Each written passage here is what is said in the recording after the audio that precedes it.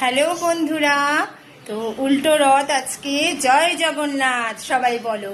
তো আমার ঘরে কিন্তু আমি পুজো দিয়ে নিয়েছি। তো দেখো, তোমাদেরকে দেখাচ্ছি। এই দেখো আমার জয় জগন্নাথ। সবাই মিলে বলো জয় জগন্নাথ, জয় নিতাই, জয় নিতাই, জয় নিতাই, জয় জগন্নাথ, জয় জগন্নাথ।